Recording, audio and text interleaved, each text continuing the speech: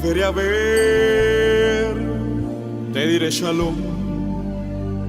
La próxima ahora reiremos sin parar, entonaremos cantos llevando la Torá. Allá en el muro nos veremos con cantos y salmos. La voz de gozo se oirá por todo este lugar. Y danzaremos, ahora reiremos sin parar, entonaremos cantos llevando la Torá. Allá en el muro nos veremos con cantos y salmos. La voz de gozo se oirá por todo este lugar.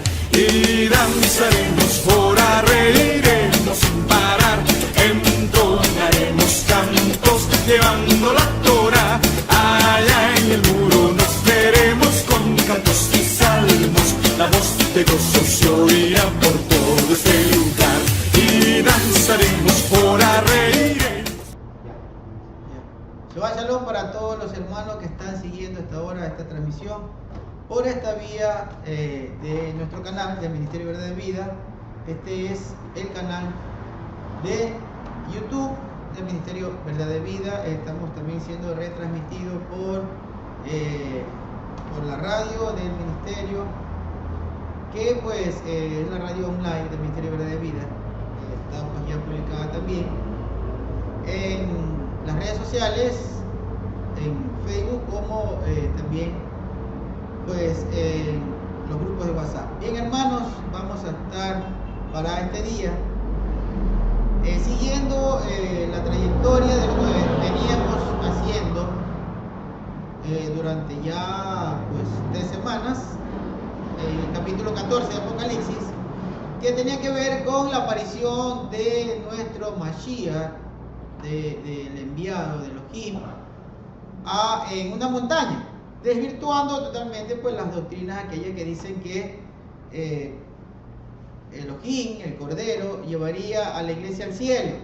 Pero eso pues ya quedó demostrado con la escritura, con los argumentos que está pues en las Biblias, en la escritura, en el Brit Hadashah, en el llamado Nuevo Testamento, en el Tanakh o llamado Antiguo Testamento. Ahí tenemos los argumentos, ya los revisamos, ya los estudiamos con anterioridad. Así que seguimos la secuencia y para esta ocasión vemos la caída de Roma. Eso es lo que vamos a estudiar ahora, es el análisis de esta semana, y con eso vamos este día a iniciar este tema. Bien, pero antes, como toda la semana lo venimos haciendo, vamos a ponernos a la presencia de nuestro Padre por medio de una oración, porque pues eso es algo que no puede faltar en nuestra vida. Acercarnos a nuestro Padre, acercarnos a nuestro Creador, a Elohim, por medio de una oración, que es la mejor manera de ponernos a su presencia, de anunciarle que estamos aquí reunidos para hacer su voluntad conforme a su palabra. Así que oremos, hermanos. Bendito Padre, Rey del universo, estamos ante tu presencia, queremos honrarte en este día.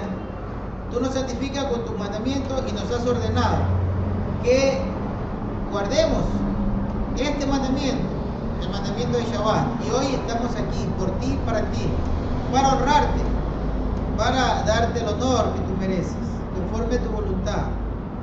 Hemos cesado nuestras labores y estamos ofreciéndote este día. Por eso lo entregamos a ti en celebración. Una comunión contigo es lo que queremos tener este día, y que tú nos orientes, que tú nos guíes por medio de tu Rúa, de tu Espíritu. En el nombre de tu Hijo amado, Yeshua HaMashiach, estamos nosotros viniendo a ti en este día. Amén. Bien, hermanos, vamos a estar ya entrando a esta enseñanza, con lo cual nos vamos a ubicar en el capítulo 14 de Apocalipsis. Capítulo 14 de Apocalipsis. Revisemos el versículo número 1 para más o menos pues relacionar las cosas desde el primer capítulo. Capítulo 14, versículo 1, dice ahí, ya sale en sus pantallas: Dice, y miré y vi al Cordero de pie sobre el monte Sión, y con él estaban los 144,000 que tenían su nombre y el nombre de su padre escrito en su frente. Eso ya lo vimos. El nombre de Elohim y el nombre de Yeshua en la frente de estos 144,000 varones. Por si acaso, hermanos, son varones. Luego, nosotros vemos acá una fotografía del monte Sión. Vimos la semana pasada y la anterior. Hemos estado revisando desde la semana, desde hace 2 semanas atrás, que el monte Sión está pues en una montaña. Luego enfrente había el monte Moria. Uno está al lado occidental, el otro al lado oriental, y en medio estaba construido el templo. Eso ya lo estudiamos, ya lo revisamos. Es la ciudad antigua, que se le llama el día de hoy. Ahí vemos incluso la carretera que fue fabricada cuando uno de los papas católicos visitó Jerusalén. Ahí está la fotografía, el lugar existe, y en este lugar va a aparecer el Cordero. Por eso recordemos que al inicio de este capítulo el título era el Mesías aparece en una montaña.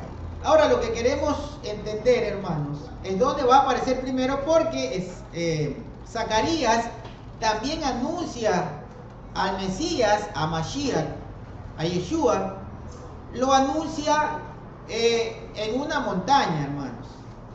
También lo anuncia en una montaña, pero es otra montaña, no es la misma. Entonces eso vamos a revisar, porque es importante saber dónde va a aparecer primero. Porque si él va a aparecer, hermanos, y está anunciado 2 montes o 2 montañas en el lugar donde él va a aparecer, es importante saber dónde aparecería primero. Y para eso vamos a tratar de entenderlo con la cronología de la escritura. Vamos a tratar de entenderlo de esa manera. Bien, entonces ahí está la montaña, el lugar existe, como hemos venido diciendo, el lugar existe. El Mesías, Yeshua o Jesús, como le dicen desde el cristianismo, va a venir y será visto, va a aparecer en una montaña, lo dice el libro de Apocalipsis. Pero Zacarías también lo anunció antes, que él va a aparecer también en una montaña de Jerusalén. Entonces vamos a revisar, hermanos, el versículo número 2 de este Apocalipsis 14.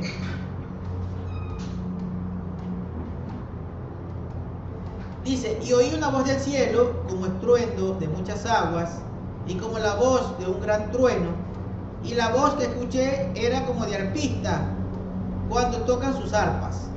Ellos cantan un cántico nuevo delante del trono y en presencia de los 4 seres vivientes y de los ancianos. Nadie podía aprender el cántico sino solo los 144,000 quienes habían sido redimidos de la tierra. Hermanos, acá no nos vayamos a confundir, es importante saber esto.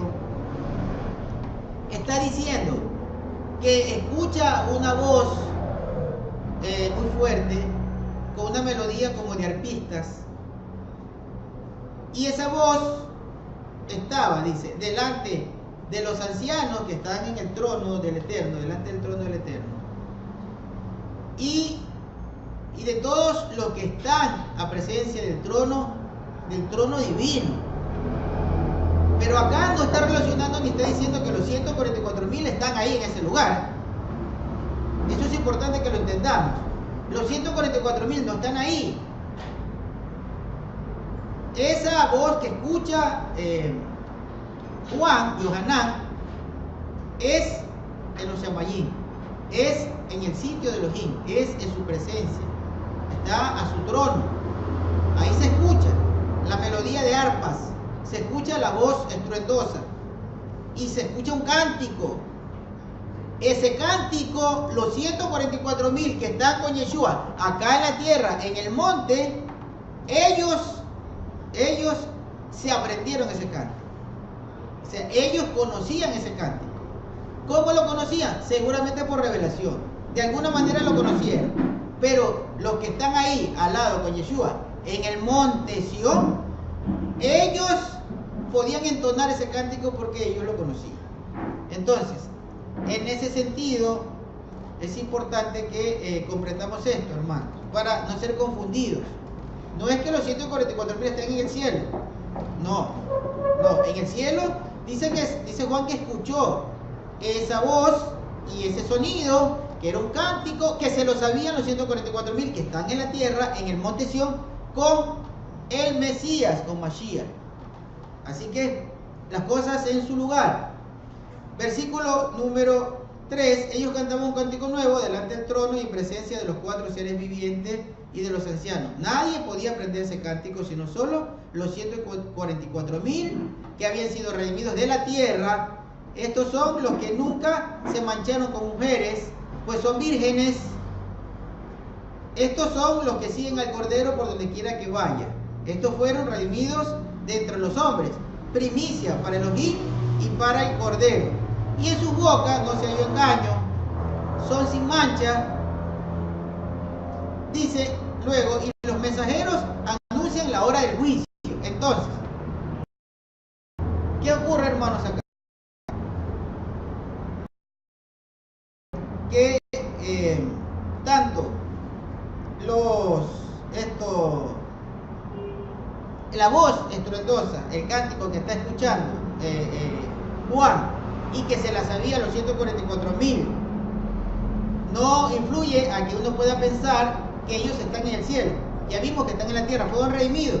Dice que fueron hombres que no se contaminaron con mujeres que eran vírgenes. Esto, digamos, si nosotros lo vemos de manera literal, pues alguien podría decir, bueno, son vírgenes que nunca tuvieron ningún tipo de relación sexual con ninguna mujer. Pero como el contexto que nosotros vamos a seguir estudiando nos habla, Roma nos habla de la representación de Roma, que acá la vamos a demostrar que es Babilonia, y que estos personajes que están con el Cordero no se contaminaron con lo que proporcionó Roma, o con lo que proporcionó la gran Babilonia, que contaminaba al mundo. Entonces, ese es una, digamos, una representación que está haciendo Yohanan. No está hablando específicamente según, digamos, el contexto. Según el contexto, no está hablando de esa manera, ¿sí? No está hablando de esa manera. Está hablando de una manera diferente. Entonces, aquí está el versículo. Vamos a poner de nuevo Apocalipsis capítulo 14, versículo número 2.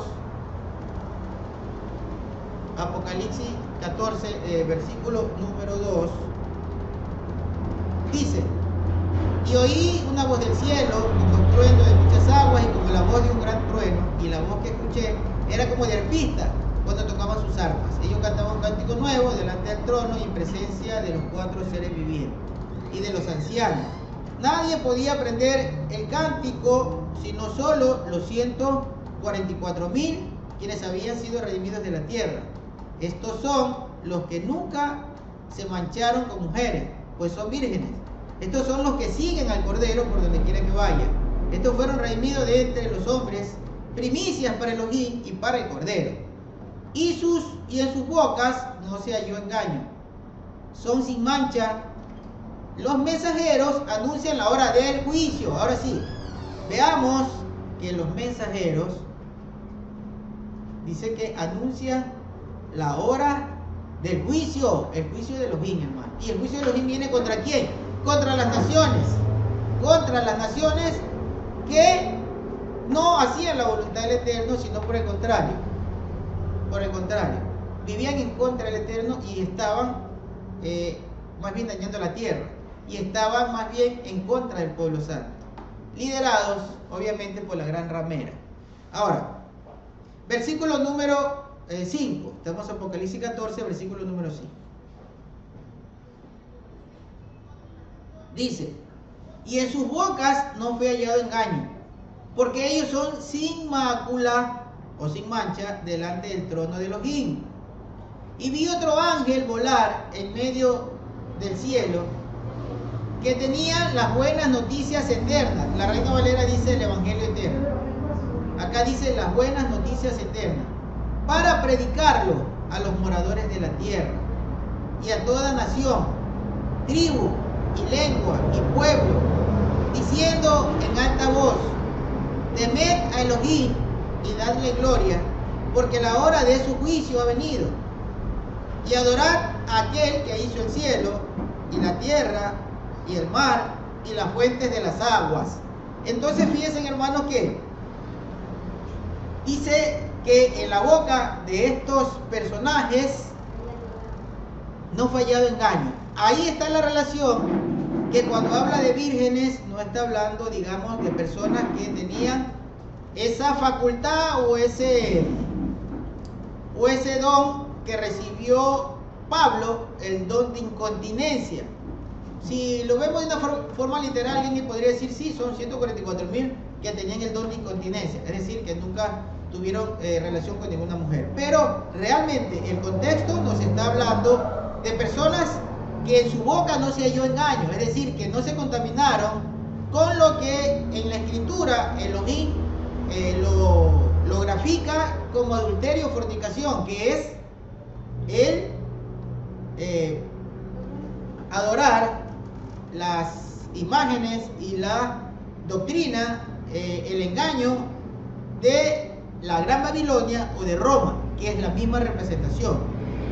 A eso se refieren esos 144,000, es decir, personas totalmente intachables en cuanto a su relación con Elohim, que no dieron a conocer al mundo engaños y mentiras con relación a la voluntad del Padre. Esos son esos 144,000 seres realmente comprometidos con Elohim y no con los hombres ni con la doctrina de hombres. De eso se trata y de eso es lo que está hablando. Ahora bien, acá estamos viendo en el versículo número 6, en lo que acabamos de leer, en el versículo 6 de Apocalipsis 14, dice que un ángel estaba volando en medio del cielo y que tenía la buena noticia. Esto que nos hace entender, hermano, que luego de la venida o luego del avistamiento de Yeshua en el monte Sión, por eso es importante reconocer en qué tiempo va a aparecer y cómo y de qué manera, dónde va a aparecer primero. ¿Por qué? Porque acá dice que se anuncia las buenas noticias. ¿Cuáles son las buenas noticias, hermano? Nosotros sabemos que es la recuperación del reino por parte de Elohim, el reino que Elohim creó para sus escogidos, para su creación, para la simiente que Él creó en Adán y Eva, y que a través de los tiempos vino por Set, vino por Enoc, vino por Adán, vino por Abraham, nuestro padre. Entonces, dice que las buenas noticias será difundida, porque si nosotros vemos la representación que nos muestra Yohanan, dice que un ángel está volando con las buenas noticias, anunciándolas. Eso que me indica a mí, que va a haber una difusión global de la recuperación del reino, hermano, de la conformación del reino de Elohim. Es decir, que para ese día se va a cumplir la pregunta que se le hizo a Yeshua cuando iba a ascender en Hechos capítulo 6, cuando su discípulo le dice: ¿cuándo vas a restituirle el reino a Israel? Ahí ese ángel anuncia la restitución del reino de Israel a gran difusión. Lo que le preguntaron hace 2000 años a Yeshua, cuando Yeshua estaba subiendo al trono de Elohim, ese ángel la va a contestar. Porque Yeshua dice, eso no lo saben ni los malajim, los ángeles no lo saben. Pero para ese tiempo, que nosotros estamos viendo la visión, para ese tiempo ya la respuesta ya se sabe. Los ángeles ya saben que es ese día, y ese día se está anunciando la restitución del reino de Elohim. Ese día que está viendo Juan es la restitución del reino. Cuando Yeshua aparece en el monte Sión, consecutivamente el ángel anuncia el reino de Elohim. Bien, no sé si está claro hasta ahí, ¿cierto? Entonces, leemos el versículo número 8 de Apocalipsis. Apocalipsis capítulo número 8. Dice: y siguió un segundo mensajero diciendo: ha caído Babilonia, la grande. Todas las naciones habían bebido del vino de la furia de su inmoralidad. Miren la relación que venimos leyendo desde el versículo número 1 de aquí de Apocalipsis 14. Dice, Apocalipsis 14:8, y siguió un segundo mensajero diciendo: ha caído Babilonia la grande. Todas las naciones habían bebido del vino de la furia de su inmoralidad. ¿A qué inmoralidad se está refiriendo? A vivir, a enseñar, a presentar y a consumar una vida contraria a la voluntad de Elohim. Y sobre todas las cosas, inmoralidad sexual. Por sobre todas las cosas. Todo lo contrario a Elohim. La homosexualidad, contraria a Elohim. El que fomentar este tipo de práctica, revisamos, está la entrevista cuando Francisco, que representa a Roma, que representa a esta Babilonia de la representación de la inmoralidad, que es Roma igual, anunciando que todos los cristianos deben pedirle perdón a los homosexuales. Mire contrario, totalmente contrario a lo que dice la Escritura, totalmente contrario. Entonces, de eso es que no se contaminaron los 144,000. De esta inmoralidad venida de la Gran Babilonia. La Gran Babilonia, hermanos, es la representación de todo lo contrario a Elohim.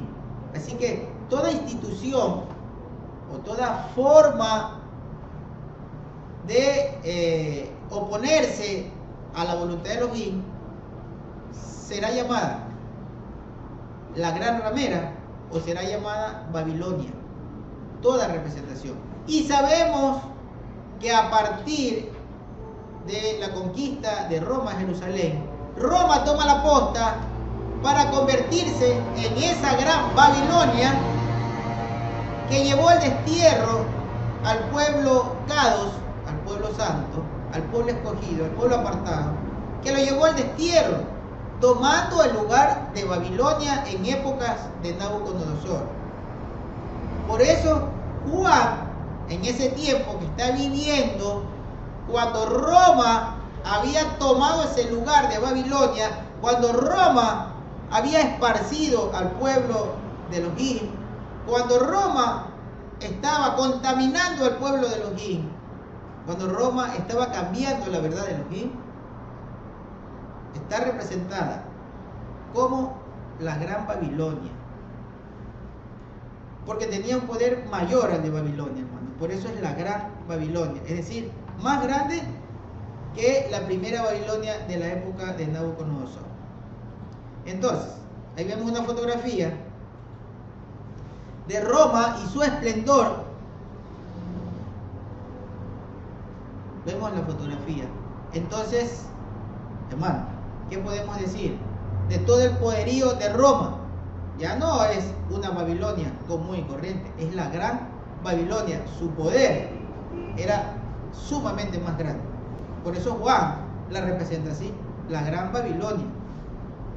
Hay católicos, estuve leyendo por ahí a algunos teólogos católicos que dicen que Juan, cuando está escribiendo, no se está refiriendo a la Iglesia Católica, que se está refiriendo a la Roma de su tiempo, que era una Roma pagana, que era una Roma abominable a los ojos del Eterno.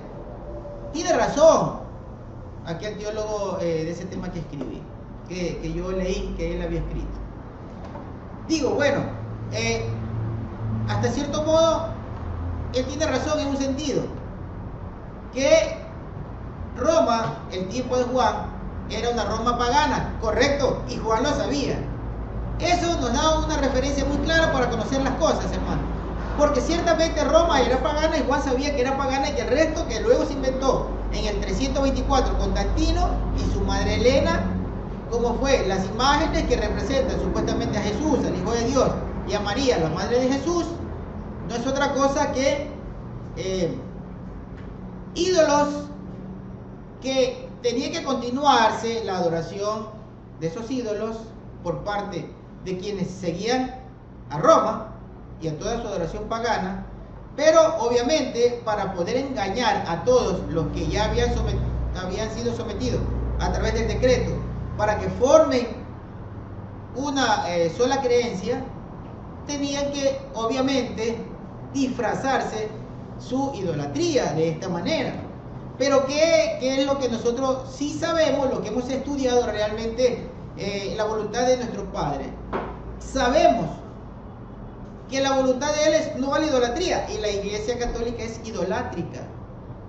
Todo lo que el Eterno dice que no se debe hacer, la Iglesia Católica lo hace. Por ejemplo, fíjense ustedes, porque quiero contestar a ese escrito, digamos, a ese estudio teológico que no está enmarcado en la verdad, porque por desconocimiento seguramente este personaje defiende este tema de la Iglesia Católica, que no es a la Iglesia Católica a quien se refiere Juan, sino a la Roma pagana. Pero resulta que la Iglesia Católica es la misma Roma pagana, y yo se lo demuestro. ¿Por qué? Fíjense ustedes que en el libro de Génesis dice en la creación que Elohim manifiesta: no es bueno que el hombre esté solo. No es bueno que el hombre esté solo.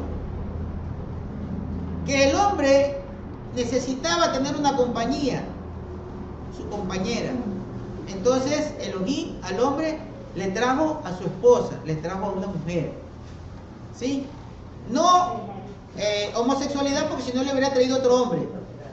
Si Elohim hubiera estado de acuerdo con eso, Elohim le hubiera traído otro hombre. No le trajo otro hombre, le trajo a una mujer. Por lo tanto, las palabras de este Francisco son blasfemas cuando dice que los cristianos deben pedirle perdón a los homosexuales. Elohim le trajo a Adán, al varón que creó, una mujer. Entonces Roma con su postura está en contra. Entonces la Iglesia Católica con su postura sigue siendo la misma Roma, porque está en contra de Elohim, sigue siendo pagana. Otra cosa, cuando Roma, cuando Elohim le dice, dice hay que traerle a una mujer, le dice que hay que traerle esposa, que el hombre debe casarse. Pero la Iglesia Católica manda el celibato. Bienvenido, hermano. La Iglesia Católica manda el famoso celibato, ¿cierto? El celibato, ¿a quién? A los que se ordenan para el seminario, que es el estudio para sacerdote.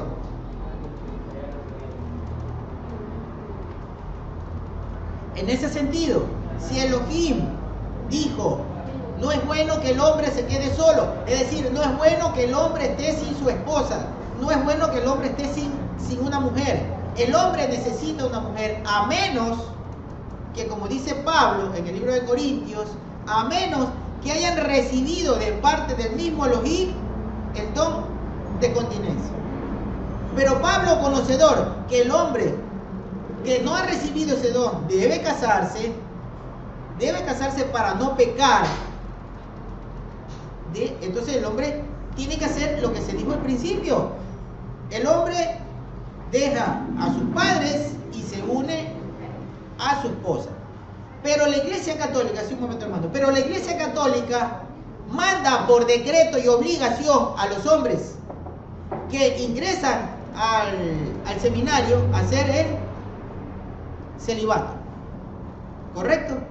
Eso es contrario a la voluntad de Dios, hermano. Es contrario a la voluntad de Elohim.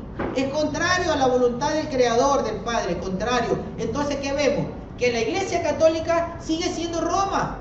Aunque los teólogos católicos la defiendan, sigue siendo Roma. La Roma pagana. Es ella. Es la Iglesia Católica, porque hace todo lo que hace es paganismo. Adelante, voy a decir algo, hermano. Hermano, no alcancé a escuchar bien. Dijiste que el hombre no puede vivir sin quién. El hombre no puede vivir sin su esposa. Ah, Claro. o sea que no es que debe de vivir con otro hombre, ¿no? No, exactamente. Si el Eterno hubiera pensado eso, cuando dijo, no es bueno que el hombre esté solo, le hubiera traído un compañero varón. Pero no le trajo un compañero varón. ¿Qué le trajo Elohim? Le trajo una mujer, le trajo una esposa. No es bueno que el hombre esté solo, el hombre necesita a su esposa, necesita a su compañera. El hombre debe tener su compañera. No debe quedarse solo, a menos que de parte de Elohim haya recibido, ¿qué cosa? Incontinencia, es decir, que no tiene deseo sexual. Porque si tiene deseo sexual, busque a su esposa. ¿Por qué? Porque a lo contrario va a hacer lo que hacen hoy día los sacerdotes. De pronto no todos. Yo no podría juzgar a todos, porque no sabemos si todos practican esto. Pero hermanos, casualmente estábamos conversando ayer en la cena con nuestro hermano Luciano, y él me decía, 12 años viví en, ¿cómo se llama eso? Esos colegios internados, en un internado católico. 6 con monjas y 6 con sacerdotes. Y lo que yo vi, puedo dar testimonio al mundo, que es la cosa más terrible y abominable de lo que sucede ahí adentro. Violaciones a los niños, relaciones sexuales entre las monjas y los sacerdotes. Y él lo puede, digamos, testificar, porque lo vio, lo vivió, lo presenció con sus ojos.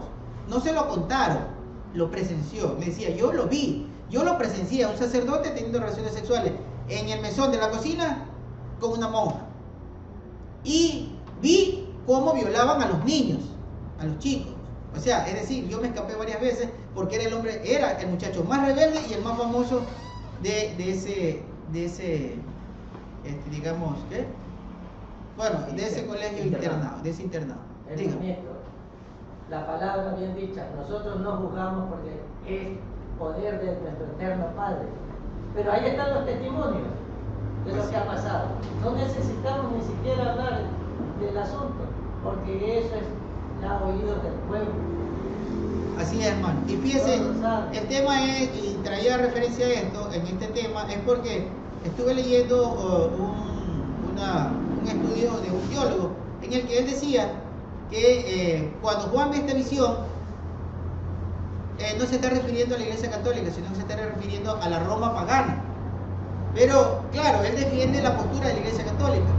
Seguramente por ignorancia, porque no ha estudiado la Torá. No se ha dado cuenta de lo que dice la Torá, no a la idolatría. Ellos dicen que ellos no están haciendo idolatría, pero están haciendo idolatría. Ellos están adorando a una figura que le llaman la Virgen María, donde le han hecho una oración que dice, Virgen María, Madre de Dios. ¿Usted cree que un ser humano puede ser madre de Dios? Es imposible. Lo que pasa es que para la Iglesia Católica Jesús es el Dios de ellos. Ese es su Dios. El Jesús que ellos han representado en una figura es su Dios. Entonces eso, ¿qué hace? En eso tienen razón los judíos. Los judíos dicen que los cristianos son idólatras porque adoran a Jesús como Dios. Y en eso tienen razón. Tienen razón en juzgar de esa manera a los cristianos. Lamentablemente ellos piensan que lo que estamos en el mesianismo, en la Torá de Elohim, pero con fe en Yeshua, que nos, digamos, identificamos como mesiánicos, deberíamos identificarnos como narratín. Pero en todo caso ellos piensan que somos lo mismo, pero nosotros sabemos, estamos conscientes que no somos cristianos, que no nos manejamos con el pensamiento romano, que nosotros no adoramos a ningún Jesús como Dios, que para nosotros nos queda claro que nuestro Elohim es el creador, es nuestro hacedor, es el padre de Mashiach, el padre de Yeshua. Él mismo lo dijo, porque el padre mayor que yo es. Entonces en eso nos queda muy claro que nosotros adoramos, que nosotros invocamos ¿a quién? A Elohim, y llegamos a Elohim por medio de su Hijo que está delante de su trono y que es el que nos defiende, nuestro abogado, es el que por nosotros ruega al Padre. Pero no nadie más, hermano. No hay un versículo en la Escritura que diga que María le fue otorgada una misión de esa naturaleza. De hecho, hermano, si usted lee todo lo que existe como literatura, como narración de la Escritura, nunca usted va a encontrar con que Miriam, que realmente se llamaba la madre de Yeshua, hizo algo, o al menos un milagro. No hay ningún milagro hecho por ella, no existe esa reverencia. Entonces, ¿cómo es que después de muerta va a ser un milagro si de viva no lo hizo? Si se supone que los vivos son los que ejercen el poder de Elohim, son los vivos. Y existe un versículo de eso, de un profeta que luego lo repite en el libro de Hebreos, el apóstol Pablo. Dice: porque le diste a los hombres el poder de Elohim. Y es cuando los hombres hacen los milagros. Ese es el poder de Elohim que se ministra mientras se vive. Ya muerto, pues, ¿cómo se puede ministrar? Y no hay una evidencia de que la madre de Yeshua haya hecho un milagro. Eso no existe en ninguna parte. Si alguien la encontró, que me la envíe, que me la demuestre, porque la verdad yo no la encontraba. Bien. Entonces creo que en eso yo quería aclarar ese tema, porque de pronto se lo va a encontrar por ahí y se puede confundir. Es que no, Juan no está viendo a la Iglesia Católica en la visión, cuando habla de la gran ramera, cuando habla de Babilonia la Grande. Está viendo a la Roma pagana de su tiempo. Pero la Roma pagana de su tiempo se inventó la Iglesia Católica y la tomó como escudo. Él tomó la cruz, cuando Yeshua no murió en una cruz, porque la cruz era el símbolo de Constantino para que él venza. Era una cruz esotérica. Esa es la cruz realmente.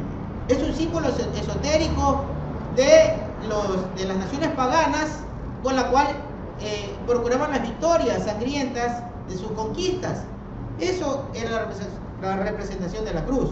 No tiene nada que ver con la muerte de Yeshua, porque Yeshua murió con los brazos hacia arriba en una estaca, porque la palabra que se utiliza, al menos desde el griego, es la palabra estaulo, que significa estaca, significa poste o significa madero. Entonces ahí está totalmente demostrado que Roma, la pagana, es la misma Iglesia Católica. Cambió todo, hermano. Cambió todo el pensamiento de Elohim, toda la voluntad de Elohim, cuando dice: ya pueden comer de todo. No se preocupen.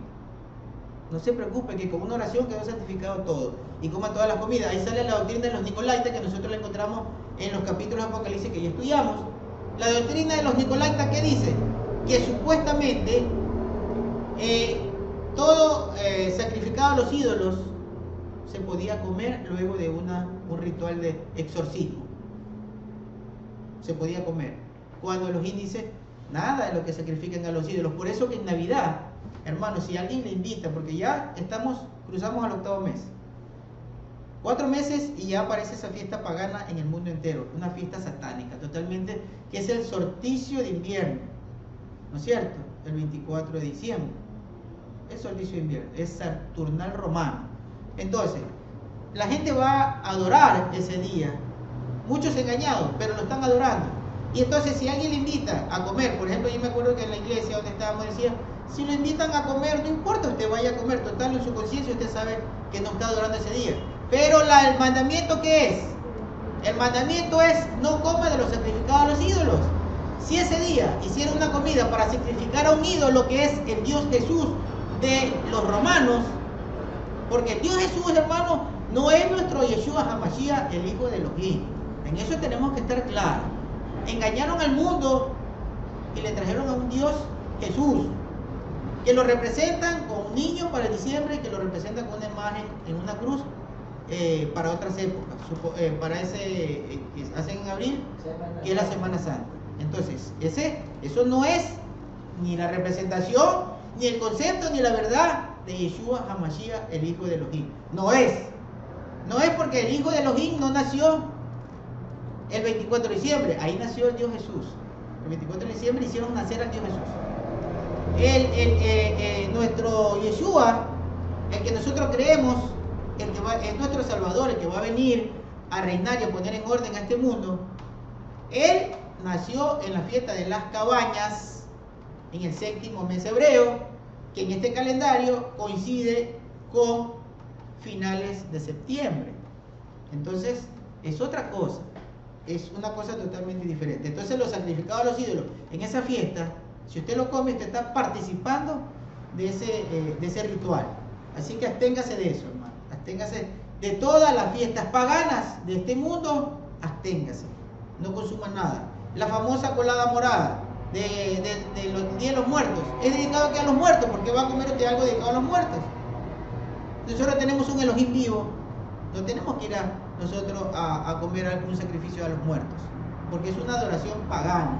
Usted puede tener un familiar que murió, al que usted lo ama y lo recuerda, pero no tiene que ir a participar del día que escogió Hasatán para adorar a los muertos. No, hermano. Usted tiene su corazón y tiene en su mente, y usted recuerda a su ser querido, a su ser amado, recuérdelo todos los días si quiere, pero no específicamente un día que es dedicado a un paganismo.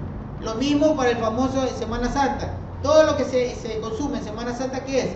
Es sacrificado para los ídolos, sacrificado para ese ídolo que está en la cruz, al que lo llevan en peregrinación, que es un madero con una imagen, que es un ídolo pagano, que no tiene nada que ver con la verdad de la Escritura. Nada que ver por ningún punto, hermano. Porque dicen que murió un día viernes y que resucitó el domingo de gloria. Póngase a contar del viernes al domingo no hay 3 días. Y él nunca resucitó un domingo. ¿Ustedes saben por qué Roma dice que resucitó un domingo? Es porque siguen adorando el día del sol. El sol Invictus Mitra. Ya no recuerdo cómo es la pronunciación latina de esa adoración. Pero lo que sí sabemos que Sunday, en inglés, el día del sol, es igual que en latín, el día del sol. Y por eso, supuestamente dicen que él resucitó un día domingo, pero es para continuar o para afirmar la adoración del día pagano que es el día domingo, el día del sol. Así que, hermanos, fuera de ese tipo de adoración. Bien, vamos a la siguiente fotografía. Vemos aquí, estaba Roma y estaba Babilonia. Teníamos a Roma y a Babilonia, que es exactamente lo mismo. Roma y Babilonia, ¿qué es? Es exactamente lo mismo. Es lo mismo porque nosotros vamos a revisar la historia un poquito. A ver, revisemos lo que nos acordamos de la historia. Cuando el pueblo fue llevado a Babilonia, ¿qué ocurrió en Babilonia? En Babilonia, los príncipes de ese pueblo, inspirados por Hasatán, ¿qué hicieron? Hicieron que el rey firme un decreto para adorar a una imagen, inclusive a la imagen del rey. Y todos tenían que inclinarse y hacer reverencia a ese Dios. ¿Y saben por qué lo hicieron? Porque ellos sabían que Daniel, que era el segundo al mando en Babilonia, era adorador de Elohim, y él se inclinaba a Elohim y oraba 3 veces al día. Entonces, para quitar eso, para quitar que el pueblo Kados, su remanente que estaba en Babilonia, cautivo por el pecado de sus antepasados, se incline a su Elohim, le obligaron bajo pena de muerte, ¿a qué, hermanos? A que adoren una imagen. ¿Qué hace la Roma de hoy? ¿Qué hace la Roma de hoy? Ha llevado al pueblo Kados a que se incline ante las imágenes. ¿Es lo mismo o no es lo mismo? Es lo mismo. Y Juan lo sabía, por eso dice la Gran Babilonia. Sigamos revisando la historia. ¿Qué más hizo ese pueblo, la Gran Babilonia? Persiguió a tal punto de que quiso exterminar por medio de un Hasatán, por medio de Amán. Sí, Amán, porque Amán era un general sirio que se convirtió a la Torá. Amán era un príncipe miembro de la corte real que quería el exterminio del pueblo Kados, quería el exterminio de los judíos. Y a base de mentiras procuró que el rey firme un decreto de exterminio para ese pueblo. ¿Qué ha hecho Roma, hermanos? Roma, a través de sus voceros, ha perseguido y ha querido el exterminio del pueblo Kados. Quiso contaminar a todo el pueblo, y claro, Elohim no lo permitió, porque él siempre le dijo a Jeremías, le dijo a Elías, que él se ha guardado un remanente que no ha doblado sus rodillas a los ídolos. Y vemos en Daniel a la representación de esos que no doblaron sus rodillas. Por ejemplo, Daniel podría representarse muy bien como los 144.000, la imagen de Daniel. Esos son los 144.000. que ellos nunca se contaminaron de ninguna manera, aunque los lleven a la muerte. Porque a Daniel procuraron matarlo. Nosotros sabemos que lo pusieron en la fosa de los leones, ¿cierto? ¿Y dónde más lo pusieron? En un horno. Y no solo a él, sino a otros personajes que fueron cautivos con él. A un horno, hermano. Porque era una forma de castigo antiguamente. ¿Por qué? Porque antes castigaban con los dioses. El dios del fuego tenía que castigar por el delito que ellos decían.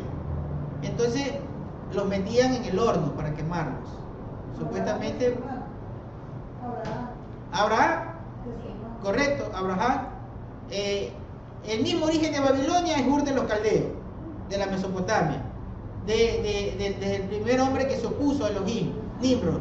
Nimrod quiso matar a Abraham y lo metió en horno junto con el hermano. El hermano, como no tenía esa fe, esa emuná que tenía Abraham, murió, porque era doble ánimo. Mire, qué terrible ser de doble ánimo, terrible. Elohim no le agrada a una persona de doble ánimo. Uno tiene que ser firme, hermano, firme a lo que nos toque, pero firme en el camino de Elohim. Pero el de doble ánimo no le gusta.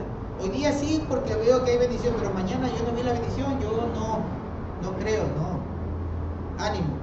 Como dice Job, o sea que voy a aceptar el bien de Elohim y no el mal. No, de ninguna manera. Bendito Elohim cuando tengo, bendito Elohim cuando no tengo. Bendito su nombre por siempre. Bien, vayamos al versículo número 9. Pero bueno, queda claro que Babilonia es la Roma de hoy, y la Roma de hoy es el catolicismo. Bien, el Vaticano sobre todo, ¿no? El Vaticano es la representación de Babilonia. Apocalipsis 14:9 dice: y siguió un tercer mensajero diciendo a gran voz: si alguno adora a la bestia y a su imagen y recibe su marca en la frente o en la mano, él también beberá del vino del furor de Elohim, que se ha vertido puro en la copa de su ira, y lo atormentarán con fuego y azufre delante de los santos mensajeros y delante del Cordero. El humo del tormento de ellos sube para siempre, y no tienen descanso ni de día ni de noche los que adoran a la bestia y a su imagen, ni cualquiera que recibe la marca de su nombre. Aquí debemos estar claros en algo, hermano. Miren, aquí no está hablando de que una persona se va a quemar y que se va a quedar eternamente quemando. Primero, por dos razones. La primera es que sería que no muere, y el pecador, el transgresor, el que hizo abominación delante del Eterno, va a ser destruido y su nombre va a ser borrado, dice. Su nombre es borrado, no existe más, no hay memoria de él. En la presencia de Elohim no va a haber memoria de los transgresores. Entonces, si nosotros mantenemos el concepto de Lacunza, de este Manuel Lacunza, ¿no? Recordemos que Manuel Lacunza, un chileno del siglo XVII, más o menos recuerdo, que escribió, era un teólogo y escribió pues varios temas teológicos, entre ellos el tema del infierno. Y él es el que se inventa este tema del infierno a su manera. Él creó la doctrina del infierno. Pero primero que el Eterno no es cruel, pues. Y el decreto o la paga para el pecado es la muerte, lo dice el libro de Ezequiel, el profeta Ezequiel lo dice, que es la muerte. Y nosotros cuántos versos hemos leído que dice que él quita el nombre del transgresor, lo borra de su libro, es decir, no hay memoria de él, no existe más. Simplemente es eso, muere. No es que se va a quedar quemando ahí eternamente para verlo, no, así no dice, eso no dice. Lo que está diciendo acá Juan, lo que pasa es que el que traduce tiene una interpretación ya con una idea preconcebida del catolicismo, porque recordemos que las últimas versiones fueron revisadas ya en el siglo XIX, prácticamente terminando el siglo XIX, entrando al siglo XX. ¿Y qué ocurrió ahí? Que ya la idea preconcebida de Lacunza y de todos los destructores de la palabra del Eterno, eso ya estaba en la mente de las personas que lo hicieron y tenían el tema del infierno. Pero cuando lo que Juan nos trata de decir es que va a haber castigo, y que el castigo va a ser siempre a la transgresión, eso es lo que está diciendo, que el castigo a la transgresión es desde el principio. Desde el Génesis nosotros vemos castigo a la transgresión porque vimos cómo a Adán y a Eva se los castigó por haber transgredido la voluntad del Eterno. Y hemos llegado al año 6000 prácticamente ya, casi ya terminando el año 6000. Entrando ya al 7000, ya estamos a la víspera del año 7000. Y sigue habiendo el castigo para la transgresión. Por eso es que Juan dice que la transgresión es siempre. El castigo va a ser siempre. Ese va a ser su castigo. Y cuando habla de azufre y fuego, no está hablando de ningún infierno. ¿Qué es eso, hermano? Usted que conoce la parte química y física. ¿En qué momento se convierte en azufre? Cuando hay, digamos, una explosión o un incendio o algo relacionado a todo un evento que puede ocurrir, por ejemplo, de la erupción de un volcán o de un ataque con armas, digamos, de destrucción masiva. Pero en un momento, como en Sodoma y Gomorra, hubo una destrucción, y la destrucción o la explosión o el evento que ocurrió ahí era una mezcla de azufre encendido. Entonces, muchas causas ocasionan que, digamos, una explosión se contamine o, digamos, existe una mezcla de azufre dentro del fuego, ¿no es cierto? Bueno, el azufre es un mineral que está como yacimientos enterrado bajo la tierra, pero en el momento que se tropieza con temperatura, él comienza a emanar gases. Ya. Entonces, cuando hay explosiones, por eso sale lo primero, el olor azufrado. Entonces yo imagino que cuando nuestro Elohim destruyó Sodoma y Gomorra, esa explosión que hubo también fue acompañada de los gases de azufre para eliminar todo vestigio de vida en esa parte que estaba dañada. Claro, entonces mire, como acá dice que los que adoren a la bestia, estamos leyendo en Apocalipsis 14, versículo número 11, dice: y el humo del torbellino de ellos sube para siempre, y no tiene descanso ni de día ni de noche, los que adoran a la bestia y a su imagen. Todos los que adoran a la bestia, ¿qué es lo que dice? Es que van a recibir del mismo castigo. Es decir, que en el momento de los eventos catastróficos o de guerras o de la batalla que viene a librar el Cordero, ya para, digamos, poner en orden al mundo, entonces ese mismo castigo, de ese castigo no va a ser librado el que adore a la bestia, el que adore, el que haya seguido a la bestia. ¿Y qué es la bestia? Ya sabemos que es esta institución que ha contaminado al mundo y que ha llevado al mundo a hacer todo lo contrario de lo que dice nuestro Padre. Ellos, lamentablemente, no lo digo yo, lo dice la Escritura, los que siguieron esta enseñanza, lamentablemente van a verse visto afectados por todo lo que ocurra. Lamentablemente, digo, no va a tener su protección porque sabemos que Elohim va a poner un sello en la frente a todos los que lo siguen a él, a todos los que siguen su voluntad. Van a tener una marca. Eso, hermanos, es importantísimo. Esto no es analogía, de verdad. Hacer la voluntad del Eterno, guardar el Shabbat. Yo me preocupo mucho, créame, yo me preocupo mucho porque cada uno tome la cosa a la ligera. Yo sé que hay buena voluntad, pero a veces no solo de voluntad nos podemos quedar, no solo en voluntad. Miren, es importante cuando Yeshua dice que cuando Él venga va a llevar a las naciones a juicio. Y dice: voy a poner a los cabritos a la izquierda, pero los corderos, las ovejas a la derecha. Y les diré, cuando tuve hambre me diste de comer, cuando tuve sed me diste de beber, cuando me viste forastero tú me alojaste, cuando me viste desnudo me cubriste, ¿no es cierto? Cuando me viste enfermo me asististe, cuando me viste preso me visitaste.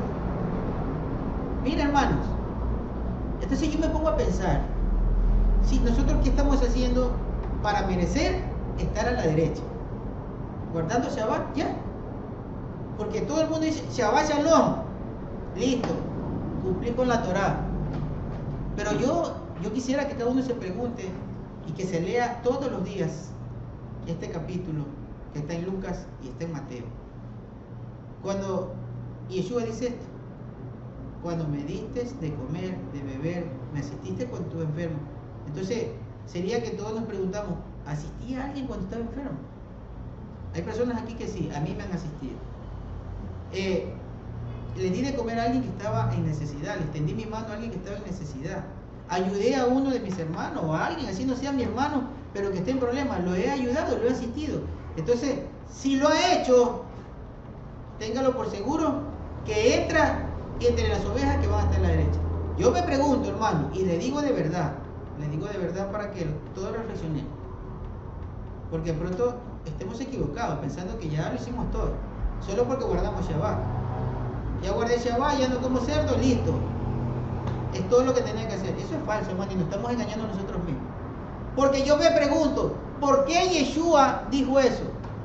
Cuando venga haré juicio, y entonces los que estén a mi derecha les voy a decir, ustedes dieron de comer, ustedes ayudaron, ustedes fueron misericordiosos, ustedes amaron a su prójimo. A ustedes les diré, vengan acá benditos de mis padres y hereden el reino que estaba preparado para ustedes desde que se conformó la tierra, desde que el mundo fue creado. Hermano, si nosotros no reflexionamos en esto, vamos a seguir iguales, justificando nosotros mismos que lo que hacemos es suficiente, no necesito nada más. Adelante. Completo un poquitito. Es que Dios, nuestro Elohim, todo lo que creó, lo creó en base de purito amor. Y Él puso el ejemplo. Yo soy tu Dios. A mí me tienes que amar. Y ama a tu hermano como yo te amo a ti. Así es, hermano. O sea que el amor es una esencia de Dios, de nuestro Elohim, pero tremendamente divina. Sin amor no somos nada, porque podemos sacar una moneda, toma, anda, come, pero no, así no se da. Se da primero el amor. Eso es correcto, eso es correcto. Mire que Juan dice, y en esto nosotros demostramos que amamos a Elohim, porque amamos a nuestros hermanos. Dice él, porque nadie me puede decir que ama a Elohim cuando aborrece a un hermano. Si aborrece a un hermano, dice Juan, si alguien aborrece a un hermano, a mí no me puede decir que ama a Elohim. Eso dice Juan. Y yo sí le creo. Yo sí le creo. Que primero hay que amar al que uno ve. Si uno no ama al que está al frente, ¿cómo puede decir que ama al que no ve? ¿Cómo lo va a amar? Bien, entonces, vimos algo. En el monte de los olivos, Juan ve a Yeshua. Pero Zacarías, veamos Zacarías 14. Zacarías lo ve en otro monte, lo ve en el monte de los olivos. Nosotros la semana pasada estudiamos el tema de los montes de los olivos, ¿verdad? ¿Por qué Yeshua subía a orar al monte de los olivos? Porque Ezequiel, cuando estuvo cautivo, en Ezequiel capítulo 11, versículo 23, dice que la gloria de Elohim salió de la ciudad, salió del monte Sión y se fue ¿a dónde? Dice al monte de los olivos, ¿no es cierto? Y en ese sentido, se fue al monte de los olivos. Entonces nosotros acá analicemos por qué y dónde va a aparecer primero, porque Juan ya lo ve en el monte Sión, pero Zacarías lo ve en el monte de los olivos. Entonces leamos Zacarías 14:1. Zacarías 14:1 dice, miren, viene un día, dice Elohim, cuando tu despojo se repartirá en medio de ti misma, porque yo reuniré a todas las naciones en Jerusalén para la guerra. La ciudad será capturada, saqueada las casas y violadas las mujeres. Y una parte de la ciudad irá en exilio, pero el resto de la población no será desarraigada. El resto de la población no será desarraigada de la ciudad. Entonces vendrá Elohim y hará guerra contra esas naciones, como acostumbra a guerrear en el día de la batalla. En ese día posará sus pies en el monte de los olivos. En ese día posará sus pies en el monte de los olivos. Entonces estamos ante la presencia de dos ocasiones en la que Yeshua, que es el que representa a Elohim, que es el emisario, el enviado de Elohim, que es el que sale de Elohim, que va a estar en la tierra en dos montañas diferentes. ¿Se acuerdan qué distancia había del Monte de los Olivos al Monte Sión? 2,8 kilómetros hay de distancia. Entonces, pero primero va a estar en un lado. Si nosotros vemos cronológicamente dónde aparecería primero, yo estoy seguro, esta es mi opinión, no significa que es la última palabra, es lo que yo entiendo, es mi opinión. Primero aparecerá en el Monte de los Olivos. ¿Por qué? Porque la gloria de Elohim salió de la ciudad, se posó, dice Ezequiel, en el Monte de los Olivos. Entonces, sería lógico desde mi punto de vista, que primero venga al Monte de los Olivos a librar la batalla, a recuperar Jerusalén, a acabar con la tiranía y el paganismo de este mundo, a limpiar Jerusalén primero, porque primero tiene que ser limpiada por fuego, porque primero tiene que ser, santificada Jerusalén. Se la debe santificar para que la gloria de Elohim regrese a Jerusalén, que es Sion. Entonces, primero, desde mi punto de vista, se va a cumplir lo que dice Zacarías, que venga al Monte de los Olivos primero a librar las batallas, a librar la guerra cuando ya ha sido tomada Jerusalén. Cuando Jerusalén fue tomada, entonces libra una batalla en la recuperación de Jerusalén y para acabar con las naciones que procuraron exterminar al pueblo de Elohim. Sigamos leyendo. Estamos en el versículo Zacarías 14:1, dice: miren, viene día, dice Elohim, cuando tu esposa será repartida en medio de ti mismo, porque yo reuniré a todas las naciones en Jerusalén para la guerra. La ciudad será capturada, saqueada las casas y violadas las mujeres, y una parte de la ciudad irá al exilio, pero el resto de la población no será desarraigada de la ciudad. Entonces vendrá Elohim y hará guerra contra esas naciones, como acostumbra guerrear en el día de la batalla. En ese día posará sus pies en el Monte de los Olivos, cerca de Jerusalén, al oriente. El Monte de los Olivos está al oriente del Monte Sión. Bien. En Jerusalén al oriente. Y el Monte de los Olivos se va a dividir en dos, de este a oeste. Y una parte del monte se moverá hacia el norte y la otra parte hacia el sur. Hermano, ¿cómo se puede partir una montaña? O con un terremoto, o realmente con una guerra devastadora, con una bomba nuclear, con algo muy, muy, muy terrible. Porque esto sí creo que es real, que se va a partir la montaña, hermano. Bien. Dice, y una parte del monte se moverá hacia el norte y la otra hacia el sur. Una inmensa llanura, y el valle de las colinas quedará destruido, porque el valle de las colinas llegará hasta Estel.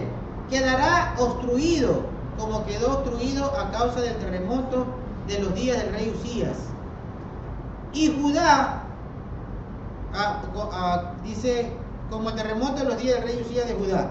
Y vendrá a ustedes Elohim con todos sus seres santos. Bien, ahí está el Monte de los Olivos, hermano. Miren la fotografía. Luego continuamos la lectura.